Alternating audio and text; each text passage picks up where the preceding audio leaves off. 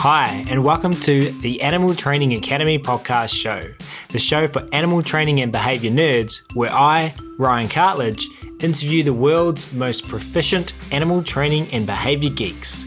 We're absolutely thrilled and grateful to have you here with us today. So make sure you hit that subscribe button on whatever you're listening to this on so that you don't miss a single episode.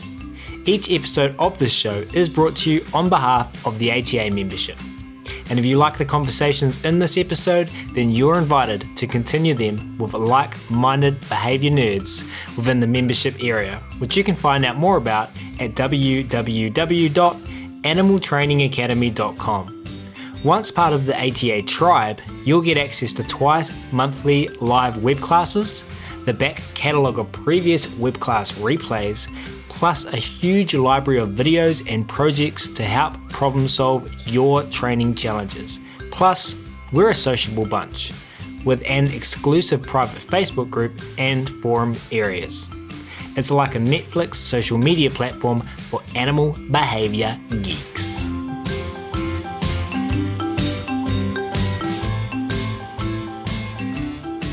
But we will get started on today's episode, where we will be talking to one Chad Crittle. Chad started his professional life with animals as a casual keeper at Taronga Zoo in Sydney, Australia in 2009. From here, Chad's love of telling the story of wildlife and animal training using positive reinforcement led him to work on animal shows in zoos in North Queensland, New South Wales, USA, and South Australia.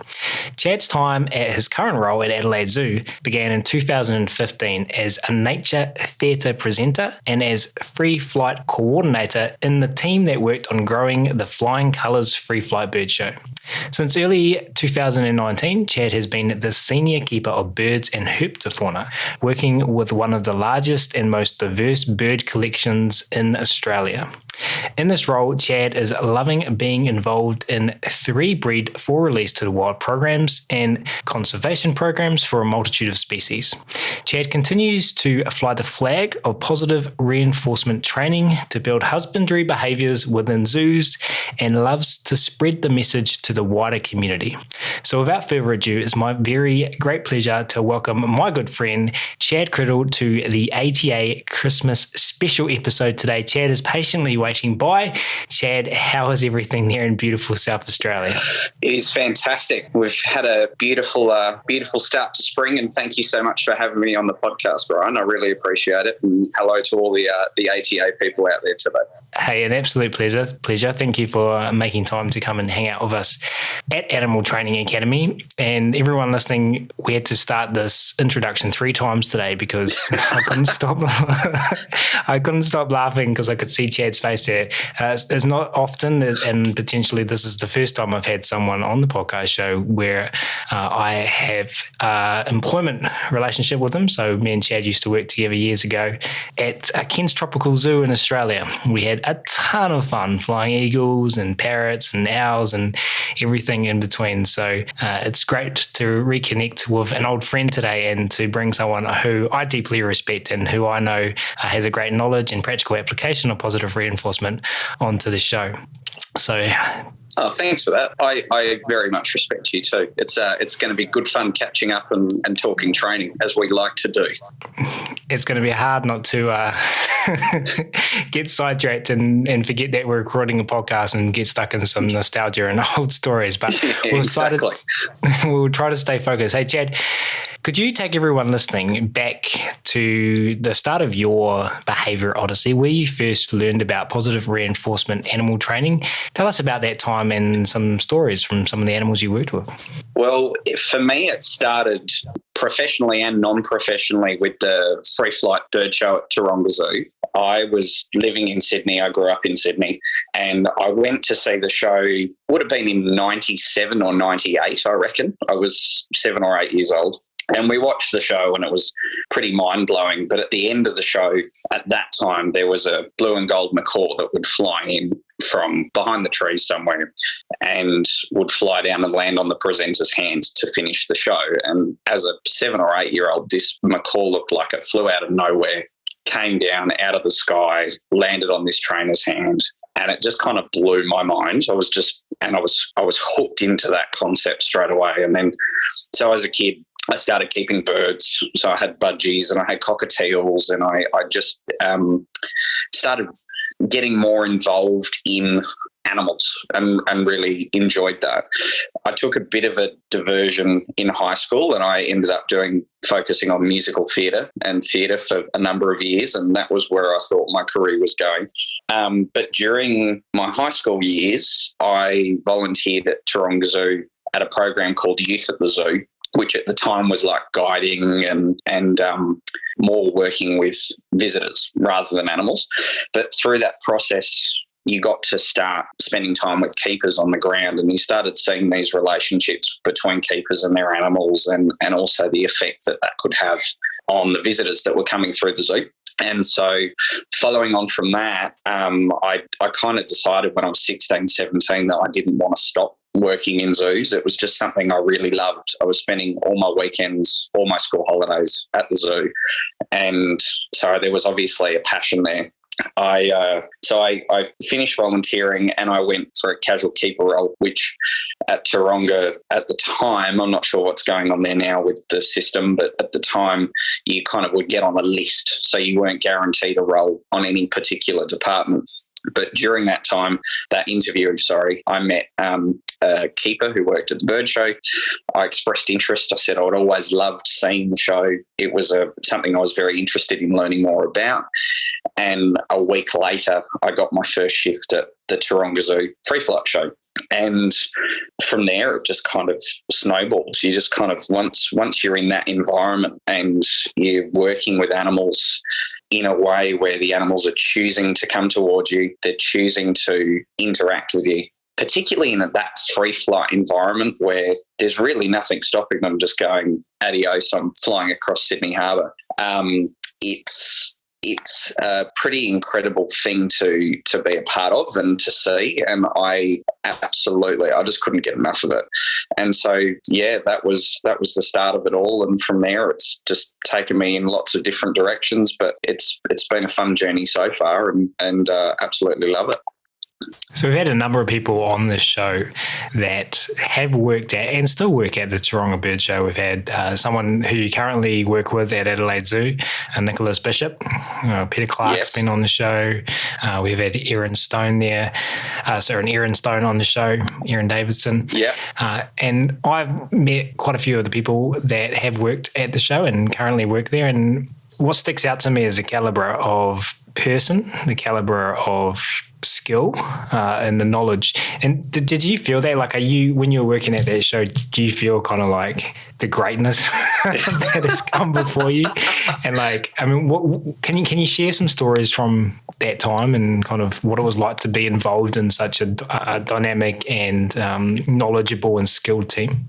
Yeah, I think in that environment when you in some ways, I didn't know, I'll be honest, because I was so young and new to the whole thing. But at the time, I still loved it, and I was working with people who'd worked all around the world. Matthew Kettle, who's still the supervisor there, who's just a fountain of knowledge and has worked around birds for decades and has been at the Taronga show since it opened, is just an amazing place to start, let alone, when I was there, we had Gray Fisher, who'd worked in the USA, who's still working there. Erin Stone was there at the time. And then you started slowly meeting people through that time who'd worked there in the past. So it was like Peter Clark, and then I kind of started learning more about Natural Encounters Inc., so Steve Martin's company, because they consulted on setting up that show. And then it kind of started to sink in. Like I was in a real hub of knowledge and learning. And when you're in that sort of environment, and I was 18, 19, it's just an amazing place to learn. It's an amazing place to watch people who just know their work inside and out, but also who are committed to learning more and developing skill, and they were such generous teachers as well. And I was probably pretty annoying, I reckon, because I was so keen on it. And so despite not being rostered on, I'd come in on my days off, or I'd if there wasn't a shift available for me for the following week because I was a casual, I'd still come in when I was free, and I'd just spend the day there learning as much as I could, spending as much time with these trainers and their animals to soak in as much knowledge as I possibly could. And it was probably the best thing I did. And I was lucky enough while I was there as well, to have a particular mentor who was Claudia Bianchi, who worked there for many, many years. And she was the person I spoke to who I got the shift through. And working with her, and we're still great friends. So it's, I've made friends for life, and it really set me in an amazing direction. But yeah, you were, in some ways you're oblivious to it when you're in it. But when I left and have gone on to other things and have seen bird shows in other parts of the world now and worked on other shows, it kind of puts it in perspective what a special place that particular department is. Even just the setting. There's not many places around the world where you fly birds that close to an enormous body of water, that high up above sea level. And it's actually quite a difficult environment in a lot of senses as well, because straight away, if the bird flies 5 metres that way, they're 20 metres above the ground. And so you've got to have an extra understanding of how to train birds to deal with height and complexity in their environment to work in that space. And so learning from those trainers as a starting point was, I think, the best thing for me and set me up to succeed for the rest of my career, really. And I still think very fondly of that show. It's an amazing way for people to connect with bird life, I think. So you're pretty young, 18, 19. Yeah. Wise beyond your years, bright-eyed, bushy-tailed. With these. Do you think if you hadn't got that role in that place, you would be doing the same thing now? Was that a catalyst for continuing training? I think it was. Because when you're, for those zoo professionals out there who are listening, and for those of you who aren't zoo professionals, when you're in the environment and you're trying to get the job, you don't quite focus on what department you're heading towards. First of all, if you got casual work at the bird show, you took the casual work at the bird show, because if you want it bad enough, you just kind of take work where you can get it to start with. On the understanding that a lot of people want to work in the zoo industry. It's not an easy industry to get into by any means. And so to be able to get that work, I jumped straight in on it. And it happened to be at Bird Show, and it sparked this love, which I already kind of had. I already loved birds, but it certainly shot me in the trajectory of working with behaviour for the rest of my career so far, and set me up with a lot of great connections and experiences. So would I be working in behaviour? I probably would be working in behaviour. Would I have had the amount of experiences that I've had? And I've been very fortunate to have worked with some incredible trainers and in great places. And I'm not even 30 yet, so I'm very lucky. And I don't think I would have had those experiences if it wasn't for that Taronga Bird Show experience to start with. That really set me up in the right direction. So I'm incredibly grateful to the team there for having me. Yeah, it's a contrast to a story we get often on the show, which is I started off with more traditional methods of animal training, but you were kind of just shoved into such a powerful mix of, like we've already mentioned, highly skilled and professional animal trainers. So fill us on the intervening time between then and your current role. I heard you ended up working with some pretty amazing people shortly after that in Cairns. I did. There was a particular person there who's gone on to a very successful animal training academy career. So starting off in Sydney, and you're right, I kind of got my first actual experience with training was straight in with like birds and taxa that people don't historically work with in big volumes. So I'm straight in on birds, and then the work was starting to slow down at Taronga, and so I started sending my resume out and about around the place. And I was very fortunate enough to get a call for an interview from Cairns Tropical Zoo, which was a beautiful property. And I'd always loved Cairns. My family had a place there, so I used to travel there quite a lot. And I'd visited the zoo for the first time 6 months before I actually got the interview. And so I jumped on the opportunity to do the interview, and then happened to get a role there.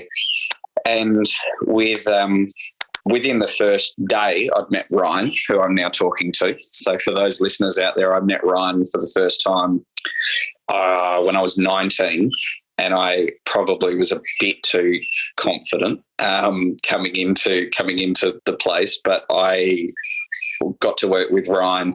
On my first day, I remember having lunch with Ryan and Alex Mitchell, who now works at Zoos Victoria as a manager at Zoos Victoria, and just nerding out on behaviour and bird shows and bird show possibilities within the first day. And I was like, this is a cool place. I'm going to love working here.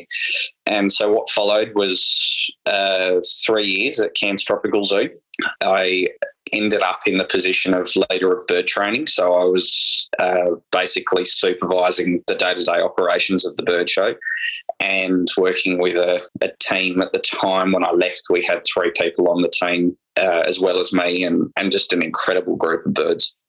During that time, I was also incredibly fortunate that when I took the role in Cairns, because I already had an opportunity lined up, they allowed me to have a few months leave without pay to go over to the United States. So I moved to Cairns, and about 2 months after I moved to Cairns, I got on a plane and went to the USA for 3 months. And I spent a 3-month internship with Natural Encounters over in the USA, and in particular, I was working on the Birds of the World show in Texas at the Texas State Fair, which wasn't happening actually for the last few years, but this year, very excitingly for the bird training community, the Birds of the World show has started back up again. Natural Encounters are back at the fair, and so there's some amazing videos coming out, and that experience was just incredible, working with the trainers from there. But there were lots of other international interns. So I was working with people from Portugal, France, experienced bird trainers from around the world. And again, I turned 20 while I was over there. So what an experience for me to be around those people and to just absorb their knowledge. And in that one apartment complex, I remember there was one weekend, and in that one apartment complex was Miguel Santos, who's now the head of behaviour in a big zoo organisation in the United Arab Emirates, Vada Stellard, Steve Martin, Ariana Bailey, who I believe you've spoken to on the podcast as well, Susan Friedman, Robbie Buells, who's an amazing trainer who works for Steve, and this whole group. There was about 22 of us, but we were sitting up till like 2-3 in the morning talking behaviour with Susan Friedman and Steve Martin over pizza and beers. And it was, for a young behaviour nerd, that was just like, this is cool. This is where I want to be. And within that group, we had trainers who'd come from a reptile background. So there was 2 trainers on that team who'd spent most of their prior career working with crocodilians and lizards, training animals like that. And that kind of blew my mind. I'd never heard of that happening before. I mean, we still think of that as kind of the brave new world of animal training in the zoo industry in a lot of ways, but this was, almost a decade ago. And so it was really a new frontier, even a lot of ways giving enrichment to birds of prey, and things that we kind of take for granted these days were still new concepts. So getting to work with that team was unbelievable. And it was, behaviours like flying Harris hawks out of Ferris wheels, and marabou stalks and hornbills, and just bird nerd dream. Was a really interesting experience though, because I was living in North Queensland at the time working with Ryan, and I travelled to Dallas, Texas, and that was the first place I saw a palm cockatoo, which when you live in North Queensland, you're not that far from their natural habitat, but the first one I ever saw was in Dallas, Texas. So I was there, went back to Cairns, had a great time in Cairns. Again, an amazing team of people. Was lucky enough during that time as well. They supported me in travelling to a conference 2 years later in Minnesota, where I presented on labels and working around labels in a zoo environment.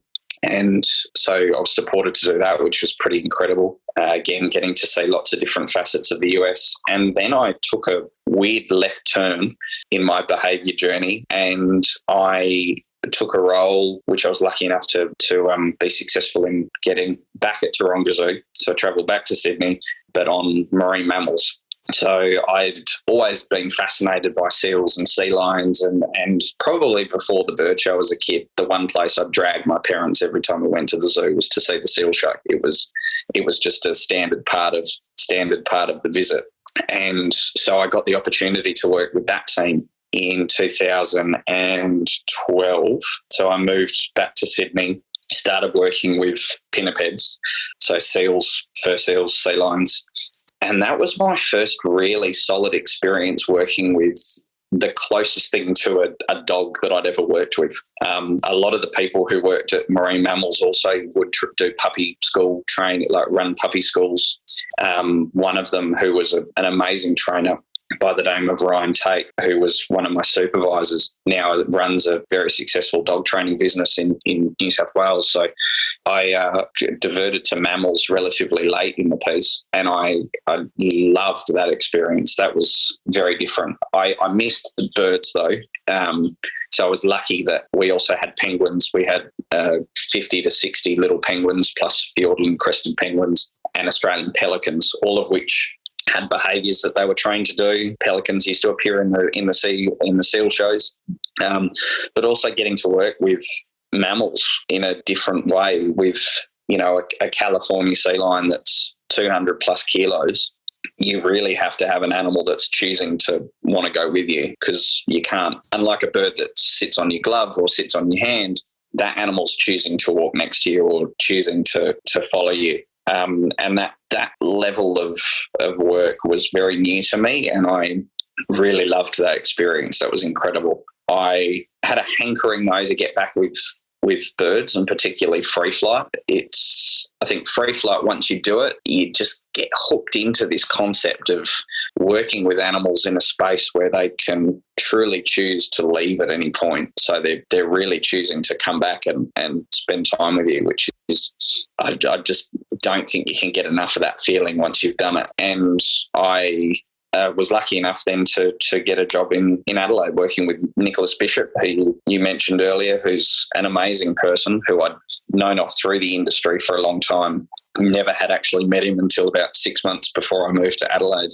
But we'd worked on a lot of the same shows and in a lot of the same places, and lucky enough to then get to work for him as my manager, and then with a whole bunch of other amazing people in Adelaide. And Adelaide's been an amazing move for me. I really love living here, and Zoos SA is an amazing organisation. So it's been an interesting path along the way, mostly focused with birds, bits of reptile experience up in Cairns as well, because it was a small zoo. We got to do a bit of everything, which was nice. And then a few years working with fur seals and sea lions. And you put that all together, and I'm still learning, and I've still got a lot of growth left to do as a trainer and an animal professional. But it's certainly been an incredible journey so far, and I'm very grateful for it.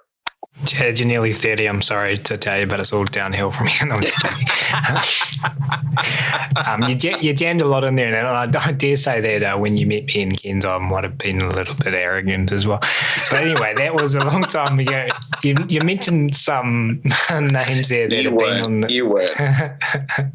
So Valdis Dillard's been on the show. Susan Friedman's obviously been on the show. Ryan Tate's been on the show, and some names, Ariana Bailey, as you said, some names there hopefully in future episodes as well. So what a great collection of people. And I think when I was in Dallas, that was the first time that I'd ever worked with a Kia in a show setting. So apparently you go to Dallas if you want to work with your native species, no matter where you are in the world.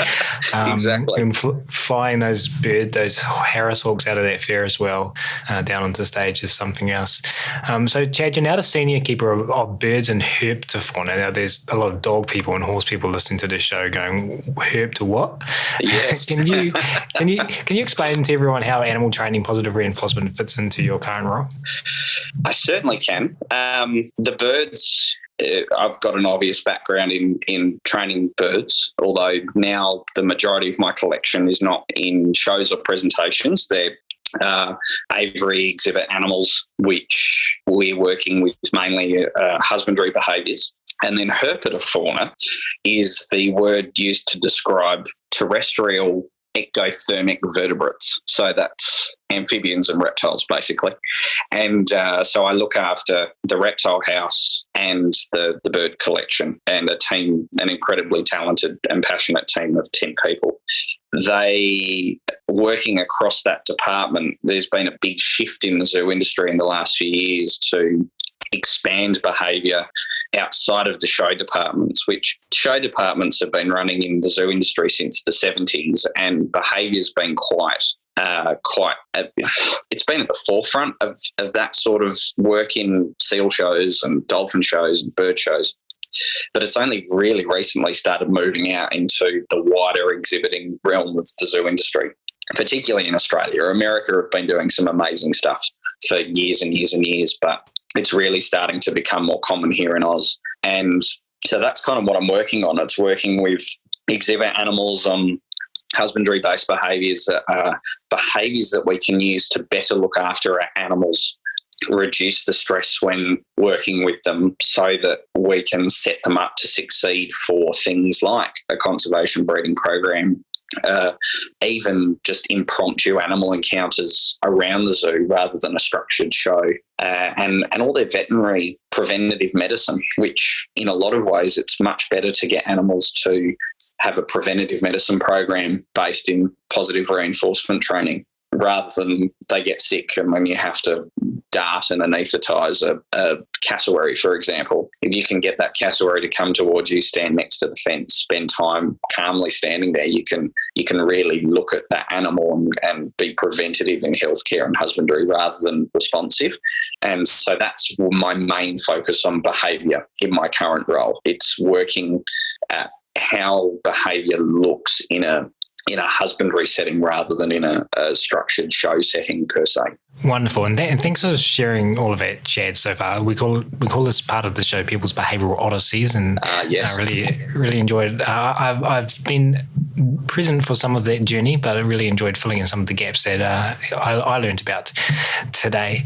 And then building on this idea of better looking after our animals, I know you've got some special stories for today's Christmas episode. We're calling it Crittle's Christmas Critter Chats.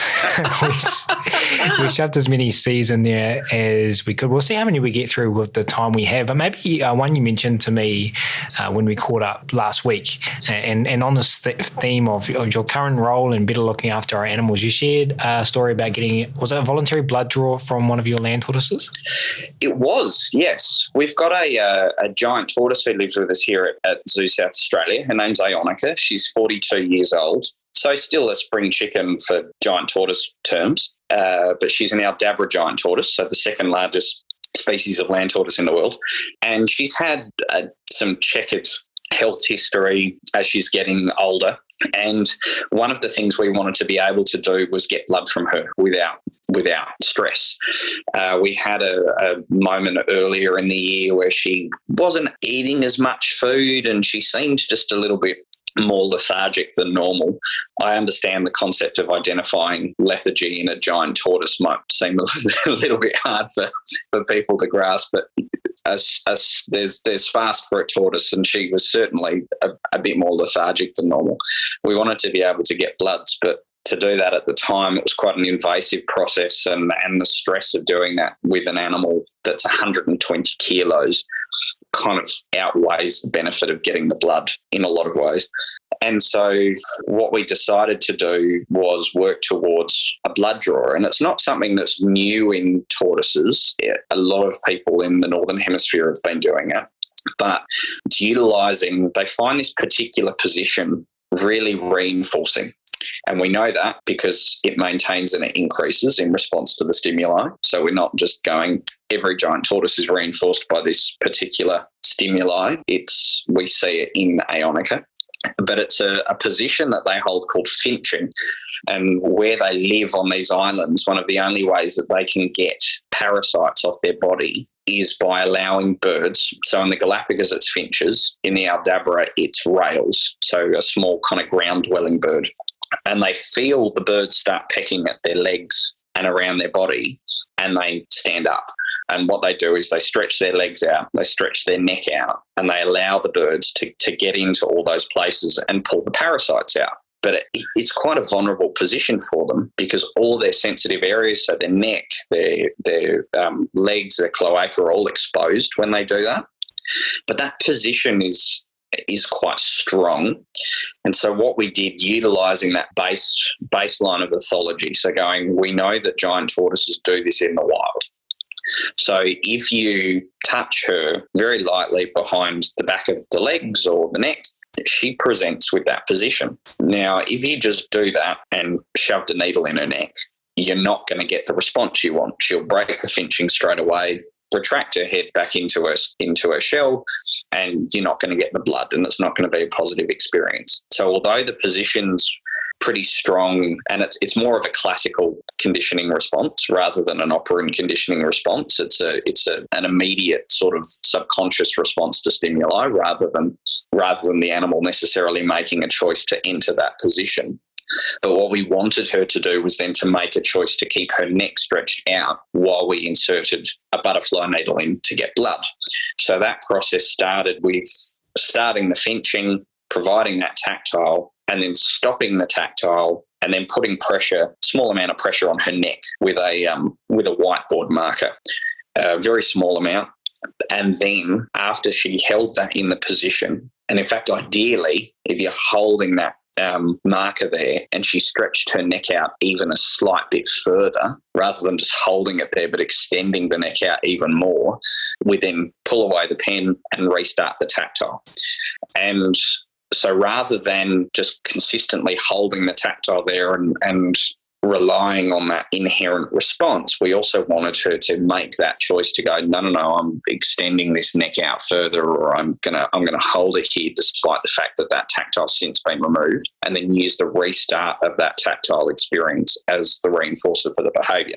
Now, the only way we knew that would be reinforcing, obviously, and for all the behaviour nerds out there listening, you'd know that it's really up to the animal as to what's reinforcing and what's not reinforcing, and that each animal's slightly different, and it's only reinforcing if the behaviour maintains or increases. And what we saw with her was the whiteboard marker. She'd hold there for minutes with the whiteboard marker with a decent amount of pressure on her neck and maintained that behaviour. So we knew we were onto something.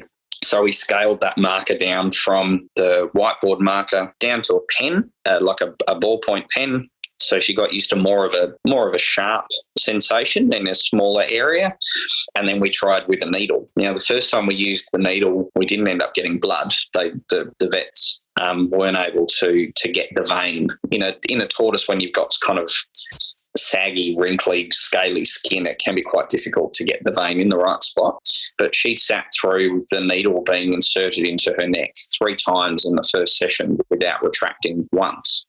And when we pulled the needle out and we said, well, that's enough for today, she actually re-entered the finching position without the tactile to start with and stretched her neck out again. And so we went, fantastic, went back in there, reinforced it with the tactile, kept that position going. And we're onto something. We felt like we were onto something. And then the following fortnight, we tried again, and we got an amazing blood sample. We managed to do that with a 42-year-old giant tortoise for the first time, and that was a really gratifying experience. It was something that, many, many people would tell you, and some people still will tell you, that you can't train a reptile. But we saw in that moment that animal chose to be involved in that process, very calmly sat in that position, and we were able to get the blood that we needed. And it was really a cool experience for me to be a part of, and for me, a great achievement for that animal. That animal's now making a choice to take part in their healthcare in a way which reduces stress all round for her and for us and for the vet staff. And it's just a wonderful thing to be a part of. What was also interesting in that experience for me was utilising tactile as a reinforcer. It was something which I'd never really used before or seen used to any great success in the bird world. I understand that in other elements of animal training it's used more commonly, but in the bird world it's something that you don't tend to use as much. There's one example of an animal that I know really liked tactile, and that was an animal that worked with Ryan back at Cairns Tropical Zoo, who used to spend, Reg the wedge-tailed eagle, who used to spend a large amount of time with Ryan, and Ryan did an amazing job with that bird. We also had another wedge-tailed eagle there called Murray, who just absolutely loved to cuddle. But in the routines for the shows and their behavioural routines, we weren't really using that tactile to get behaviour out on stage. We were using it out the back to kind of manage them, but it was a really nice experience to do a whole behaviour start to finish with a different sort of reinforcer that I'd never used before, and I really enjoyed that too. Yeah, amazing. Lots of amazing things about that story of the species. You said it kind of outweighs positive reinforcement. The 120 kilogram animal of doing restraint is everyone can imagine. I did that without realising it. It was I thought it was very clever at the time. I'm reevaluating. As you can imagine, of 120 kilograms, if you make a mistake and something goes wrong, then there's definitely potential for someone to get hurt, yes, whether it's the animal or the human. Exactly. And lovely to have this this venue to share these types of stories. If anyone does hear that you can't train reptiles, they might look like aliens, these giant tortoises, but they are earthlings, so they do respond to behaviour the same way as Chad beautifully articulated for us. Now, Chad, I was excited the other day to jump on Instagram and see a photo of a young galah that both you and I had the pleasure of working with. Yes. Called if you ask the bird, they might tell you that their name was Jib Jib. Yes. We used to call the bird Jibber. And did you have some stories to share with us about Jibber today? Oh, Jibber! What a bird! What a cracker of a bird! One of the reasons I love that bird so much is because when I arrived in Cairns, that was the first kind of project I was given to work on. And so Jibber was the first bird that I'd really had a behaviour that I worked with start to finish and worked with in a show context.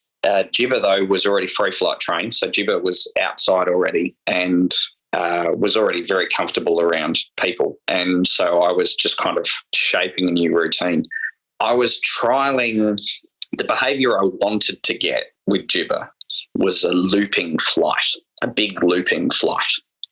And one of the ways I'd heard, and not by anyone who worked at Taronga or with Cairns at the time, but one of the ways I'd heard of training that was fly the bird from you to another trainer, extend the trainer out, and then eventually make that other trainer disappear. But essentially the bird goes out, can't find the trainer, and loops back around, which it's in some way, it might work. It might work pretty quickly, but it in some ways is tricking that animal as well, because you get around the corner and that person's gone and you get this behaviour to come back. And I didn't feel inherently comfortable with that concept. And so we worked where we flew in Cairns. There was a big lake next to the show area.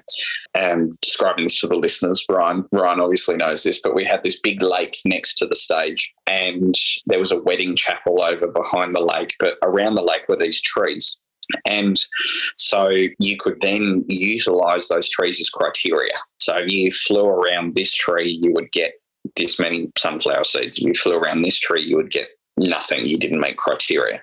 But to start the behaviour, it was small little loops around building that behaviour and then getting this extended loop, essentially. What was really interesting with Jibber taught me very fast that to do anything like that, you've got to keep in mind that for the animal, you've got to keep it reinforcing. And we had another bird in that show called Candy, who was a Major Mitchell cockatoo. And Candy used to fly around to these 4 little perches above people's heads in the seats. And there was preloaded sunflower seeds on those perches above everyone's heads that Candy would fly down and get. Gibber one day was doing these big loops out over this lake and made a wrong turn and ended up landing on one of those perches and inadvertently found this enormous well of sunflower seeds just sitting there doing nothing. And so the entire behaviour broke down over the course of a week because Gibber found another opportunity for reinforcement that was much less energy usage on her part, got a much bigger reinforcement, a very instantaneous reinforcement. So why would you not? And it was a really interesting lesson for me as a young trainer in if you're then going, okay, well, I would like this bird to go out and do this loop. In spite of those sunflower seeds on those perches, you really have to weight the reinforcement heavily down where you want that bird to go rather than try and hide the reinforcement, block their access to the other reinforcement to start with. If you can, try and find a reinforcement that outweighs that. I wasn't able to do that. We ended up scrapping that routine and we trained a new one. We trained a gold coin routine similar to the ones utilised in Natural Encounters Inc. and at the Taronga Zoo Bird Show, where the galah flies out, gets a coin, brings it back, puts it in the pocket. But a wonderful little teacher. The other thing that I learnt with Gibber was utilising bridges and how effective bridges were, and also how ineffective they were sometimes if I wasn't using them properly. So with Gibber, we decided, because one of the concepts I had was if I wanted to train a high loop, could I train the bird to loop until it heard a whistle and then it came back down? So I had a coach's whistle rather than a seal training whistle at the time, and would bridge the bird as it was rounding the corner, coming back towards me. And the concept was that response would get that bird to turn as soon as it heard the bridge, so a terminal bridge, ending the behaviour, bringing that animal back to me. And in that moment, what really was the bridge was the physical presence of the trainer and the presentation of the sunflower seed. When you actually looked at that behaviour, the whistle wasn't doing anything. And that was entirely me as a trainer not pairing that with enough reinforcement with the whistle. But also that's an okay thing, because if that animal said to you, well, I'm finding this reinforcing, I'm finding flying to you reinforcing, the presentation of the food is the bridge. If that doesn't get in the way of the development of behaviour, that's not a bad thing. And it was a really good lesson as well to me in working with the animal. What's the animal actually telling you works best for that animal? And really then you're setting that animal up to succeed if you're going with what that animal is kind of itself finding reinforcing and also the way that animal gets information. If that animal is finding the presence of the trainer more informative than the whistle, then make that bridge be the presence of the trainer. But yeah, love that little bird. And just a great little bird to start off with, a great little environment and a really good teacher. I enjoyed that time immensely. The whistle wasn't doing anything. The clicker wasn't doing anything. I think we've all been there at one point. Yeah. But definitely a nice learning opportunity when you can watch your videos back or have someone else observe your training, or just realise it in your own training that there's other things going on that might not necessarily be what you think is going on. So a story there I feel like lots of people can relate to. So thank you so much for the 2 Crittle's Christmas Critter Chats so far. We've had a Herpetofauna one, yes. Galah parrot, a cockatoo. You said you had some mammal stories to share with us as well. Maybe one of your ones from your time with the marine mammals. Yeah. Marine mammals are fun. They're really good fun. And it pushed me into an area of training where I had limited experience at the time. And that was, 30 to 40 cues for one animal for all these different behaviours. And it was a big learning curve for me. I was very lucky in that the team there were great teachers. I spoke about Ryan Tate. Ryan Tate was a great teacher, an amazing trainer. Brad McKenzie, another amazing trainer who still works there. And the whole team there, it was an amazing place to again learn from. Similar to the Taronga Zoo Bird Show, it's a real hub of knowledge and an amazing place to learn and just kind of soak up information. I was allocated to learn a fur seal by the name of Mav. Mav was a New Zealand fur seal, otherwise known as a long-nosed fur seal here in Australia, because we're trying to highlight that those fur seals are actually native to Australia as well as New Zealand. They're not just native to New Zealand, and they're an important part of our ecosystem, particularly in South Australia, actually. I can drive down about an hour south and I can see big groups of New Zealand fur seals, which makes me very happy. But Mav was the first seal I ever met as a 16-year-old youth volunteer. I have a photo with him. He was much younger. But then I got to work with him as an adult, and I got to work with him and his primary trainer, Ange Mikulecki. And working with Mav was a real lesson in reinforcement, and a real lesson in the concept that behaviour is never done. You never train a behaviour and go, oh no, that one's finished now. I don't have to think about that behaviour. I don't have to watch that behaviour anymore. You still have to watch it. Mav was an amazing seal, very flexible.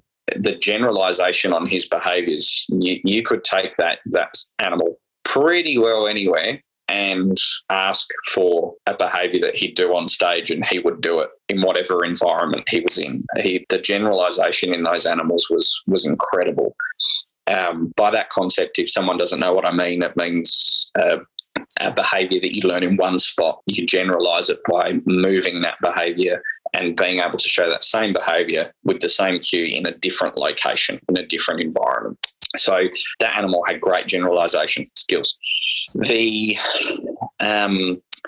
one thing that he was so good at, though, was he was really good at he was really good at the basic behaviours, to the point where, as a young trainer newly working with fur seals, I went, oh, well, he sits on the box really well. And when we're doing a show, they sit on a box facing the audience, and then they would do all their different behaviours on the box. So he sits on the box really well. I don't necessarily need to reinforce that as much as the other behaviours. And I wasn't probably paying enough attention to that particular behaviour. I'd watch him in all these other behaviours, but those moments I was like looking at the audience, and I was spending more of my time chatting to the crowd. And I was missing little things from him, like he might have been looking over his shoulder and looking backstage, or what's going on with the crowd over there, or he'd react to the noise from a seal out the back. And this culminated one day with me on stage in front of 1,000 people doing a show, and in the middle of it, he just walked off. He and it's a really humbling experience when you stand there and you've got a microphone on and you're trying to do a show, and the seal just goes and disappears. Just bye, off they go. Now, I don't know what he was saying in his mind. Obviously, I'm not inside the animal's mind. But he chose at that moment that walking off stage and going back into his holding pool out the back was more reinforcing to him at that moment than sitting on the box next to me. Now, that was an eye-opener for me. I was like, wow, I was taking that behaviour so for granted. And it was a really great lesson to me. Behaviour's never done. You never have a behaviour that you work on for years and years and years, or someone else has worked on, which it was with Mav. Someone else had trained him all these behaviours.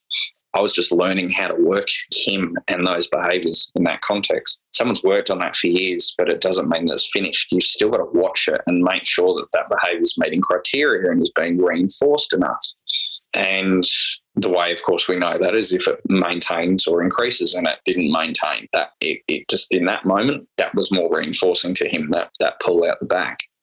And from that moment, working with Ryan Tate, who actually saw that particular show, great trainer, he was like, what we've got to increase the amount of reinforcement we have available. So we were portioning the fish, so we're cutting up the fish, so I had lots and lots of reinforcement available to keep streams of reinforcement high to those sorts of stationary behaviours. And it was at that moment I need to work on this behaviour. And it was a really great lesson in, okay, this animal's got 30 behaviours. What at this moment requires the most reinforcement? And it's that give and take and that constant balance of behaviour, because behaviour doesn't exist in a vacuum. Behaviour is constantly in interacting with environment. And so different antecedents will change a behaviour that animal yesterday might have been completely fine with, but today something's changed and that animal chooses to respond to a similar stimuli in a different way.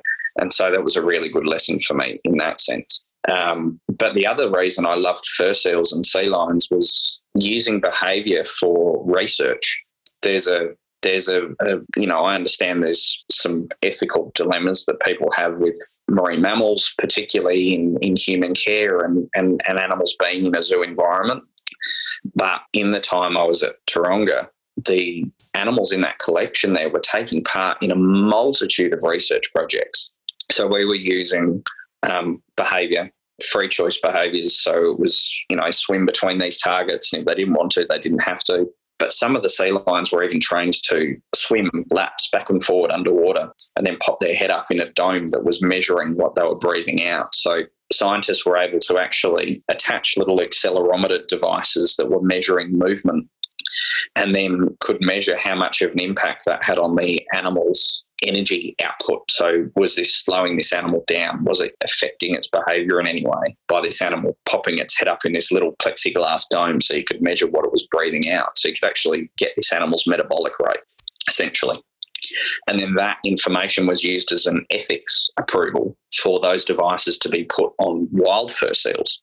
And the information that you gather in that environment is just crucial to understanding these animals in the wild and being able to ask that animal in your care to lie down so you can install this accelerometer device onto its back, then to stand up and then do these behaviours on cue so you can actually get a control and an understanding of what you're seeing and in your data. It just changes the game for research, and it's a really tangible way that animals in human care are helping animals in the wild and conservation as a whole. And the behaviour element of that I really loved. It's a great thing to see. Even they were utilising these devices to measure feeding patterns. An accelerometer is essentially the same device in your iPhone that when you turn it one way, it measures, it senses the directional change, and so it changes the screen. And an accelerometer is basically that. But this would sense movement up and down and in 3 dimensions in the water column and speed. So with that, what they would do is they could give our sea lions, for example, an octopus, an enormous octopus that we'd got from the fish markets, with the device on, and then they would watch our sea lion eat this octopus with the device on, and then looking at the data from that device, they can then go, okay, that's what the pattern looks like when they're eating an octopus. And then we'd give them a fish, and then you could see that's what it looks like when they're chasing a school of fish, or when they're swimming really fast, or when they're porpoising, or when they're relaxing on a beach. And you could see all that in the data. So you can then put that on a wild seal, not see it for 6 months, but take that data away from it and get a complete picture of what that animal's been up to, which is just mind-blowing. And also, we, at the time, had the only leopard seal that was in human care in the whole world. His name was Casey. He had washed up in Sydney Harbour, just south of Sydney, and as an animal that was very lost from Antarctica, was very unwell, and so was unreleasable. So we had this leopard seal, which an incredible privilege to work with. And one of the things that they were looking at with leopard seals in human care at Taronga was their dietary makeup, because you can actually find out what they've been eating by measuring their whiskers. You can get chemicals from their whiskers and it tells you the food that they've been eating. So what that means is we found all those signatures in human care. So a scientist can now go out into the wild, into the field, get a small sample of whisker and can find out what that animal's been eating over the course of its life, which if that doesn't tell you something about ecology and the environment, I don't know what does. So it's the applications of positive reinforcement training in the zoo environment and also in the outside of the zoo environment have amazing opportunities for learning about animals and supporting their conservation as well. So, yeah, working with fur seals and sea lions was a really big learning experience for me and very valuable one. And obviously named New Zealand fur seals because of their incredibly good looks and high intelligent levels as well. Exactly. Somewhere on my computer I have a video of you doing one of these shows at Taronga Zoo. I came in as a guest once and took some videos for my own personal use, and I love what that show does and what other professional animal shows around the world do so well is the subtleness of the cues that you're giving the animals. It looks like they're kind of responding to what you're saying, and something that you were very good at that time. And I admire and kind of think about when I teach others about how to do this in show settings. You are the person that comes into my mind as I remember watching your very subtle cues, and it must have been with Mav, I'm assuming. I feel like it would have been. Mabby. I have a problem, Chad, and that is that you're too good at passion talking. Looking at the time, we had 5 Crittles Christmas critter chats today. We can squeeze one more in, I think. If we do any more than that, we're going to be running out of time. I'll keep it short. As much as you can, continue to passion talk and keep it short, do that. But you had a few more examples, and maybe you had one with a domestic animal that you're going to share with us, and how you've used what you've learned in the zoo environment and with working with Herpetofauna and working with birds and working with marine mammals, and how you brought this into your home with some of your dogs. Yeah, for sure. So I've got 2 beautiful dogs, and I started working and training dogs very late in the piece. It was one of the last animals I actually kind of set in my mind, I'm going to train a behaviour with this critter start to finish. So sort of opposite to a lot of the way that people enter the behaviour industry. But we've got 2 rescue dogs. One of them is a beautiful lassie breed dog, so a Scotch collie. His name's Marshall, and he was 18 months old, and entire, he wasn't a sex when we got him. And he'd had 0 work done when he was a puppy. They hadn't done any behaviour with him at all, any socialisation with other dogs. He hardly went for walks when he was a youngster. And so we had a challenge on our hands with this animal. He's so lovely. He's such a lovely dog. But his response to the environment, because everything around him was new and interesting because he hadn't experienced it before, he just wanted to check everything out. But what that would translate to was he'd just run and just keep going to the next stimuli. He wouldn't ever stop and go, oh, where's Chad? So on a walk, this was really, really difficult. And he had 0 recall that had been worked with him in the past. And so I had to kind of start from scratch with this animal. And it was a really good lesson for me in setting up the environment to succeed. So for him, other dogs, because he wasn't socialised very much as a puppy, excitement central. He just wants to, and I say this because what I interpret his behaviour as is he wants to be with these other dogs. He'll break from anything if he sees a dog tail wagging, and he goes up and he says hi, and he just loves being around other dogs. And he'll run hundreds and hundreds and hundreds and hundreds of metres if I would have let him to get to another dog, despite me, running behind him. He's far too focused on that other stimuli. So I found an environment which not many other people took their dogs to. You very rarely saw dogs. If they had dogs coming, you could see them a K away because it's this big kind of open paddock. And so there we had this environment where it was much easier for me to work with the stimuli because I could see it coming. I could manage the environment a little bit easier rather than in the traditional dog park sense where there's so many animals around. It's really hard to control those stimuli in the same way. So we'd go out into the field. And one of the things I learned with birds was if they fly off, if they divert from their routine, there's no point calling them, cueing them to fly to you if they're not looking at you or if they're not actually focused on you at that moment. If they're looking over their shoulder or eating food or have all their feathers slicked down to their body because they've seen a predator around, they're not going to fly down to your hand at that moment. They're not going to come back to you. So in some ways, the continued delivery of the cue in those moments is wasting the power of that cue. Because it's a cue that's delivered, the behaviour doesn't take place and the animal gets no reinforcement in the place of that in response to that cue. So you're losing the power of that cue in essence. And so I tried to translate that into Marshall's behaviour, which was he'd run in this paddock and there was nothing else around, so I knew that he wasn't going to run off too far. But he'd run sometimes at the start of this process like 100 metres away, and I would just stand still. The moment he turned his head and looked at me, and it could sometimes take a good 10 minutes before he would, but the moment he did, it was, yay, good boy, straight away, get all excited, and he'd run back to me straight away. And then at the time it seemed he was so excited by the stimuli of a park that even he wouldn't necessarily eat food. So treats were a challenge, but I found a particular treat that he loved. And that to me was shown by the fact that he would eat that treat in many different environments. So that particular animal then was, he'd go and go and go. But the minute he looked back, epic, well done, come back, get time, playtime, pats, lots of treats, fantastic. And over time, that behaviour got stronger because he'd go, oh, yeah, this is exciting. Oh, but the moment I look around, I get all this cool stuff. And that was showing to me by the distance that he'd walk away from me before he'd turn, and the time amount before he'd turn around and look at me. And at the moment he turned around and started running back, I would then say his name. So I would then go Marshall after he'd already committed to running back to me.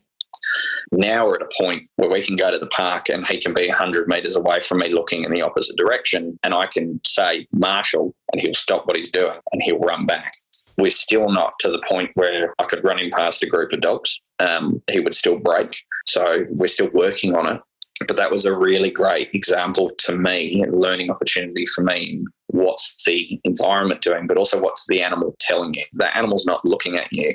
Don't waste a cue by yelling the name 30 times and not being able to give that animal an opportunity to receive reinforcement. Wait for that animal to say, oh, no, I'm paying attention to you, and almost take that first step back towards you themselves, and then pile on the reinforcers.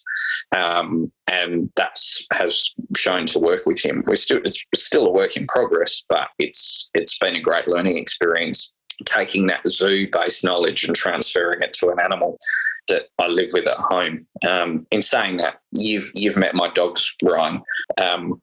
A lot of basic stuff around the house. It goes without serious training programs because I work with behaviour all day, and so when I get home, the dogs don't really have stations around the house or anything, and they can just pile on the couch and what have you. But that's fine. That makes me happy, makes them happy from what I can tell in their behaviour. So, but we work on the stuff out in the field, and I'm enjoying that a lot.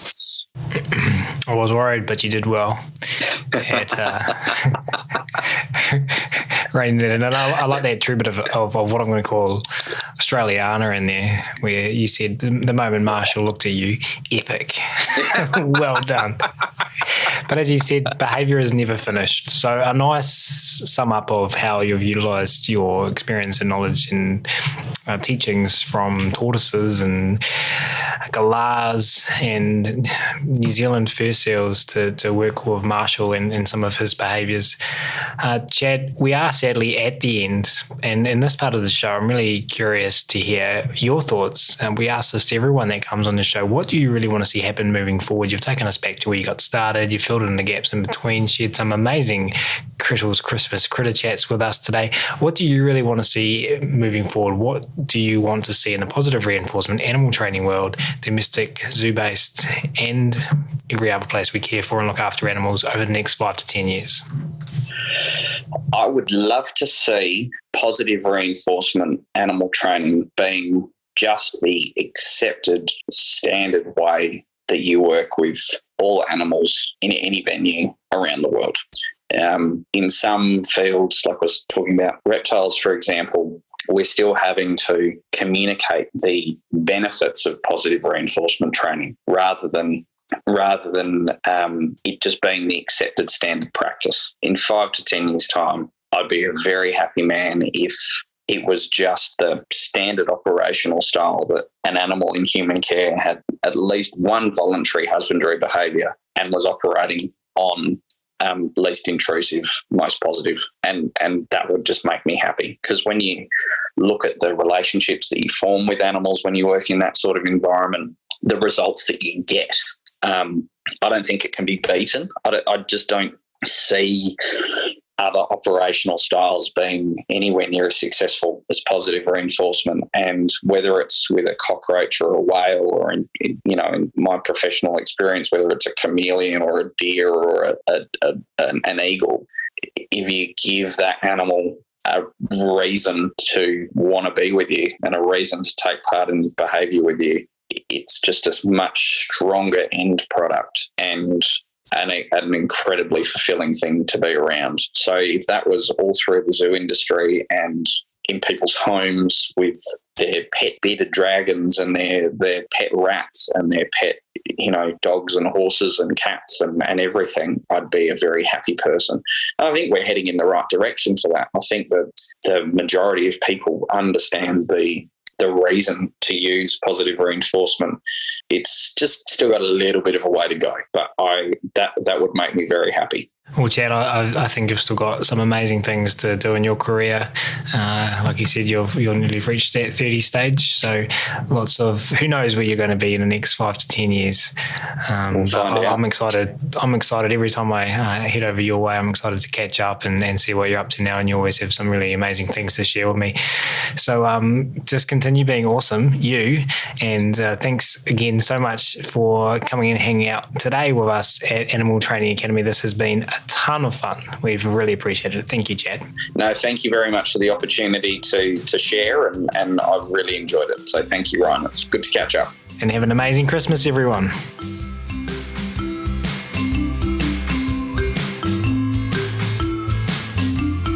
We do, of course, really appreciate all of you tuning in today as well. And if you have enjoyed this episode and you were interested in carrying on the conversation about working with our animals in the most positive, funnest, choice-rich ways, then as mentioned at the start of this episode, the Animal Training Academy community is waiting for you. Head on over to www.animaltrainingacademy.com and click on the membership button in the main menu to learn more about what members are describing as the Netflix social media platform for behaviour geeks. There's something there for absolutely everyone, and we're looking forward to having you join the tribe. That's it for this episode though. We're going to wrap it up there. Thanks again so much everyone for listening. You'll hear from us again soon.